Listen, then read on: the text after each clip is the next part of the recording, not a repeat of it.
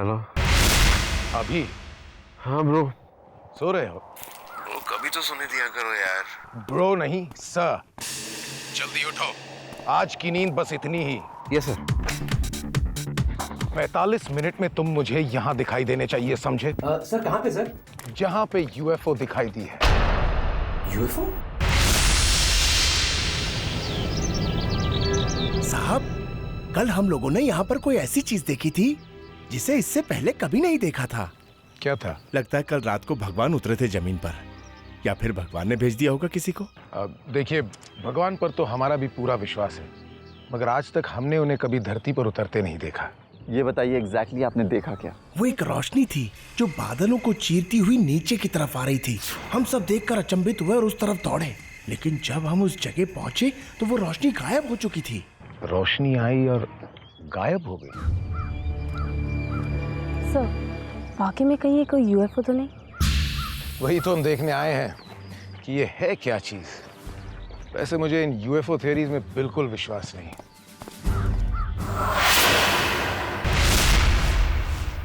Sir, वो देखिए। Sir ये देखिए। भाई एकांश, ये तो अच्छा खासा गड्ढा है। सर ऐसा लगता है जैसे यहाँ कोई भारी चीज रखी गई हो। आसपास देखो, शायद कुछ और मिले।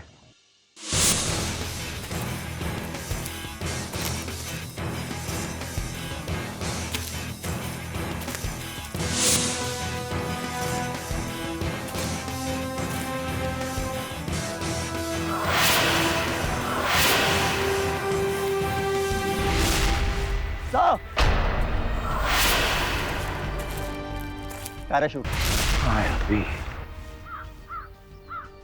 वाकई में पैराशूट। इसका मतलब वो कोई यूएफओ उड़न तश्तरी या भगवान का अवतार नहीं था। ये मामला तो कुछ और ही है। सर मेरे ख्याल से पैराशूट से कुछ आया है। हाँ एकांश, मगर क्या? सर यहाँ पे ये पैराशूट, वहाँ पे वो गड्ढा। मुझे ऐसा लगता है यहाँ कोई सामान आया है। यारी, ये कोई जरूरी नहीं कि कोई सामान ही आया हो, कुछ और भी हो सकता है। हो सकता है सामान के साथ साथ कोई आदमी भी आया हो। इस एरिया का चप्पा चप्पा छान मारो, तभी पता चलेगा कि आसमान से क्या आया है। कोई देवता या कोई शैतान। क्या कर रहा है? टुकुर टुकुर मार। छूट गया, छूट गया। बिट्टू, कल तुम्हारी मैथ्स के टेस्ट है ना? उठो, पढ़ाई करो। मम्मी अब रोज बोलती है पढ़ाई के लिए। आज संडे है पापा का और मेरा। अरे बहू, कर लेगा इम्तिहान की तैयारी। मैं खुद पढ़ाऊंगा अपने बेटे को। बस आ जाओ, आ जाओ। वो देखो विशाखा, खाना लगा दो ना प्लीज। बाबूजी और बिट्टू का मैच तो चलता ही रहेगा।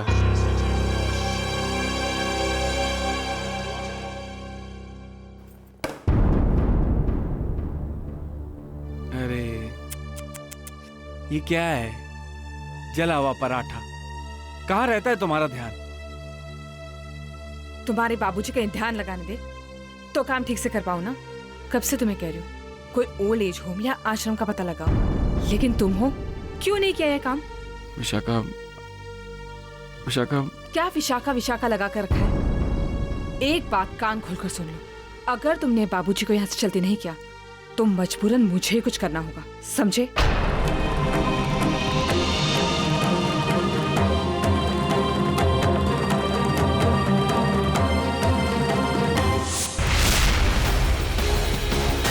सर, ये देखिए, यहाँ पे कुछ सिगरेट बट्स पड़े हुए हैं। इतने सारे सिगरेट्स एक ही जगह पर होने का मतलब कोई शख्स यहाँ काफी देर तक इंतजार कर रहा था। सर, यहाँ देखिए, टायर्स के निशान, और वो भी कोई ऐसी वैसी गाड़ी नहीं है, कोई बड़ी गाड़ी लगती है।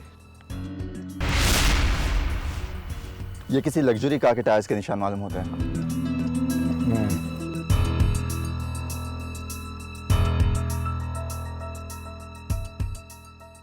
ये लो,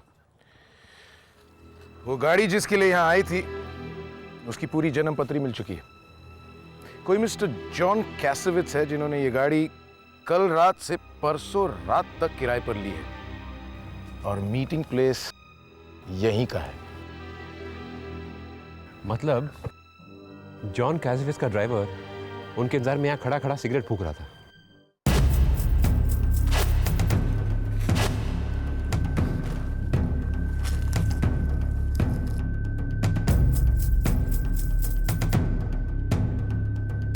जूते?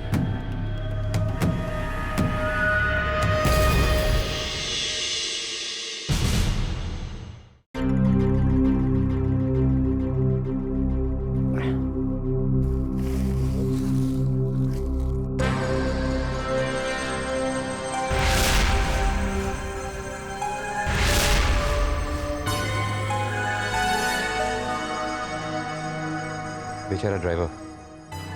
अभी इसकी लाश पर ना तो खून है और ना ही कोई चोट के निशान।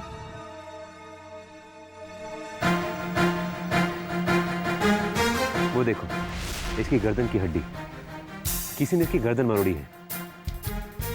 ये बात तो साफ है कि पैराशूट से यहाँ कोई सामान उतरा था,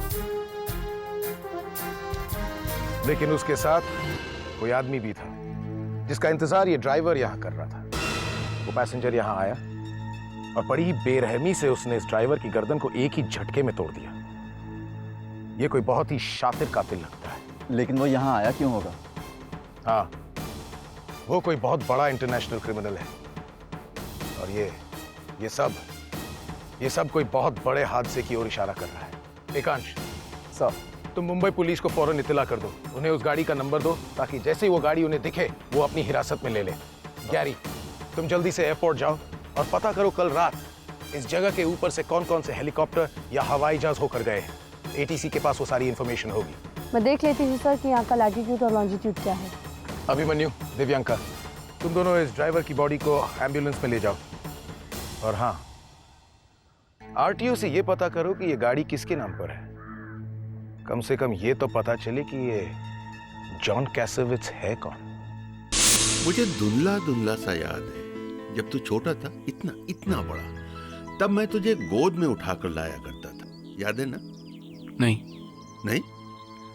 अरे याद कर पागल, तू तितलियों के पीछे भागता था और मैं तेरे पीछे पीछे दौड़ता था। एक दिन तू गिर गया, चोट लग गई तुझे। बेटा,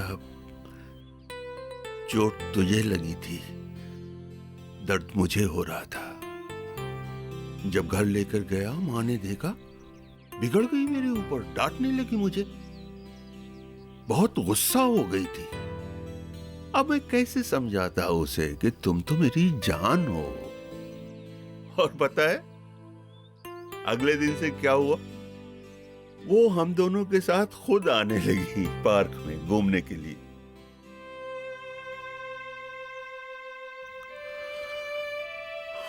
बहुत याद आती है उसकी, गांव में जो दिन हमने साथ गुजारे थे, उन सब की याद आती है। भाऊजी, आप गांव क्यों नहीं चले जाते? अच्छा लगेगा आपको। भगाना चाहता है तू मुझे पास से? उकता गया है तू? अरे नहीं भाऊजी, आप कैसी बातें कर रहे हैं? मैं तो आप ही के लिए कह रहा था। आप नहीं जाना चाहते, कोई बात नहीं। हाँ, मैं नहीं जाऊंगा, मैं यहीं रहूंगा मैं। भाऊजी, आज संडे है, मेरी छुट्टी है। आज मैं आपको घुमाने ले जाऊंगा भाऊजी। सच? जी। ये हुई ना बात।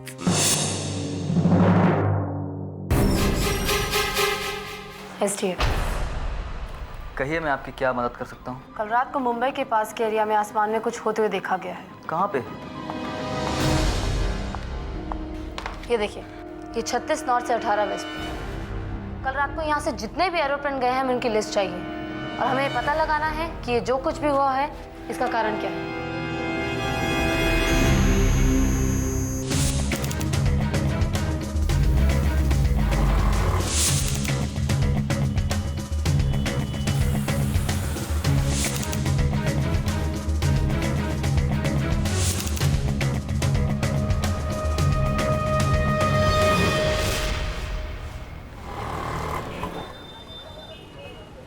यही तो है मुंबई की खास बात, vada pav, food for champions. Gary, हाँ गैरी, आर यू श्योर? वहां से कोई कमर्शियल प्लेन्स नहीं जाती? दिल्ली, चेन्नई, कलकत्ता जैसी प्लेन्स? सिर्फ कार्गो प्लेन्स? सामान ले जाने वाले प्लेन्स के अलावा और कोई प्लेन नहीं जाती? Are you sure? क्या हुआ सर? अच्छा एक काम करो, उस रात वहां से जो भी प्लेन्स गई हैं, मुझे उनकी लिस्ट चाहिए, समझी?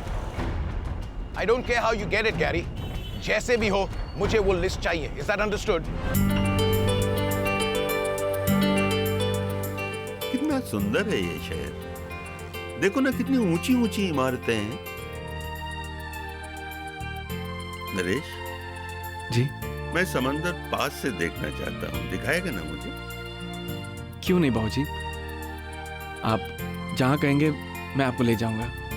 अरे नहीं बेटा, मैं तो बस मजाक कर रहा था, ऐसे ही कहा था मैंने। इस बुढ़ापे में मेरा तुम जैसा सहारा है, मैं इतने ही में खुश हूँ बेटा, बहुत खुश हूँ। बस ऐसे ही कभी कभी अपने साथ ले आया करो, मुझे और कुछ नहीं चाहिए बेटा।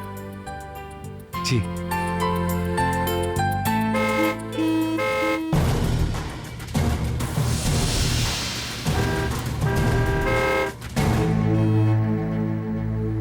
बाबूजी लगता है कुछ ज्यादा ही ट्रैफिक जैम है आज।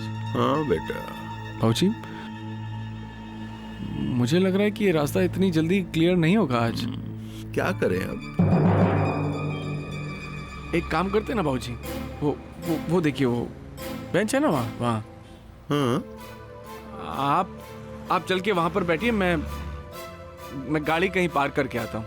अरे नहीं बेटा, मैं भी चलता हूँ तेरे साथ। अरे नहीं बाबूजी, पता नहीं कहाँ पर पार्किंग मिलेगी और कहाँ आप इतना धूप में चल के वापस आएंगे। आप चल के बैठिए, मैं आता हूँ। अच्छा ठीक है, पर जल्दी आना नरेश। हाँ बाबूजी।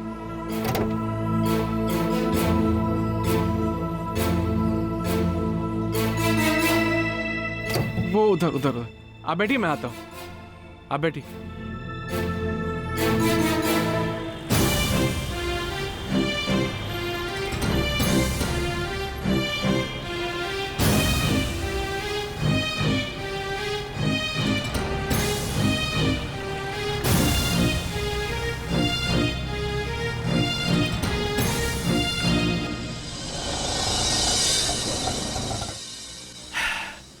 ये मुंबई का ट्रैफिक भी ना एकदम गर्लफ्रेंड की तरह है, पीछा ही नहीं छोड़ता।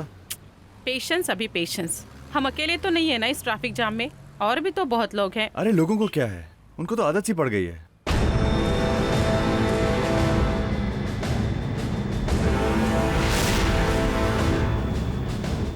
क्या बात है अभी? वो देखो जरा, दिव्यांका जरा ये गाड़ी का नंबर देखो। ये नंबर तो पहचान सा लगता है।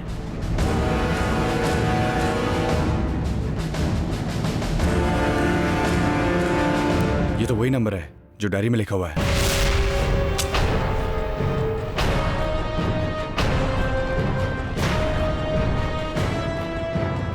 ओह नो, ये तो पुलिस की नाकाबंदी देख के भाग गया। गाड़ी को अच्छी तरह चेक करते हैं।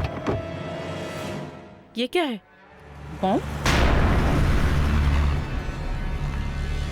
कुछ भी हो सकता है। शायद वो निशान जो हमें पहाड़ी पर मिला था। सर ऐसा लगता है जैसे यहाँ कोई भारी चीज रखी गई।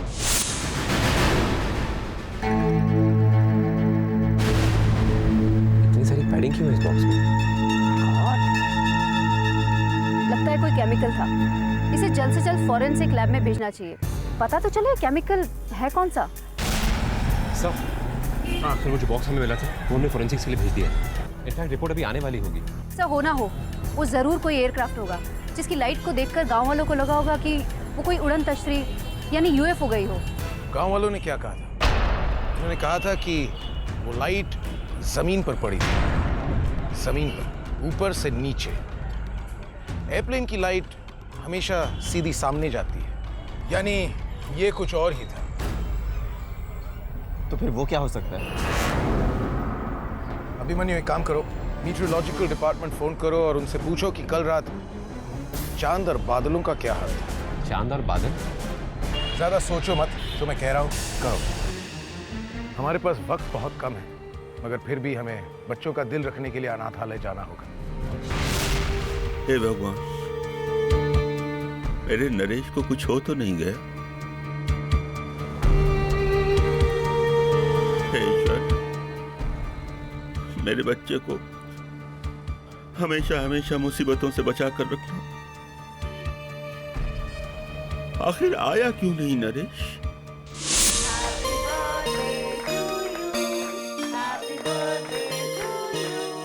Happy birthday, dear Ishita. Happy birthday to you. Yeah. Hello?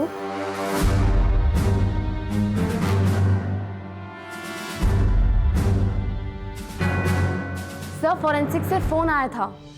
वो कह रहे थे कि जो केमिकल्स उस गाड़ी में रखे हुए बॉक्स में थे वो बहुत ही खतरनाक केमिकल्स हैं। सर, वो बहुत ही खतरनाक केमिकल्स हैं। कॉन्सेंट्रेटेड जहर है। जहर?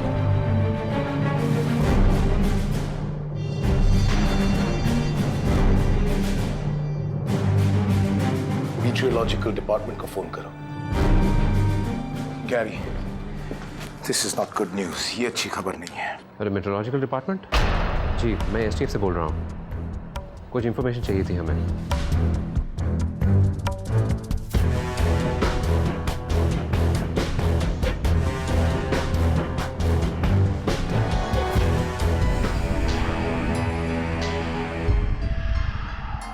सर, मेट्रोलॉजिकल डिपार्टमेंट वालों का कहना है कि उस दिन आसमान बिल्कुल साफ था। चांदी रात थी और चांद सिर्फ 2 बार बादलों में छुपा था। कितने बजे? सर, 10:45 और 12:42। सर, हुआ क्या है? उस बॉक्स में जहर है अभी, बहुत ही खतरनाक जहर। सो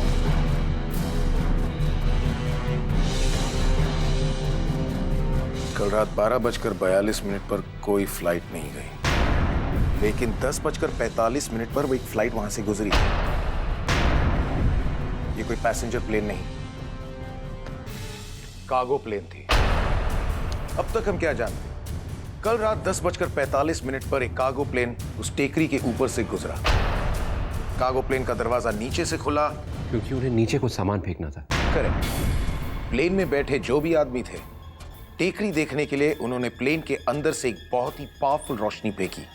उस रोशनी को देखकर गांव वालों को ऐसा लगा कि ऊपर से कोई शक्ति जमीन पर उतर आई है। और जैसे ही वो रोशनी बंद हुई तो एयरक्राफ्ट में बैठा हुआ एक आदमी वही बॉक्स लेकर नीचे कूदा। ऐसा तो कोई गुनहगार ही करेगा सर। हाँ, एक ऐसा गुनहगार जो हिंदुस्तान आने के लिए अपने पासपोर्ट का इस्तेमाल नहीं कर सकता। पर क्यों सर? क्योंकि पूरी दुनिया की पुलिस उसे ढूंढ रही है। क्या वो टेररिस्ट है? हाँ, एक ऐसा टेररिस्ट जिसका नाम सुनते ही पूरी दुनिया कांप उठती है। पर आपको कैसे लगा कि ये वही आदमी है? एक ही आदमी है जो अपना काम करने के लिए एक पूरे का पूरा कार्गो प्लेन किराए पर लेगा और चलती हुई प्लेन से कूदेगा। एक आदमी की गर्दन मरोड़ कर मार देगा और जो अपने साथ जहर इतने बड़े बॉक्स में लाएगा। एक ही आदमी कर सकता है, एक ही आदमी। कौन सर? जिडान।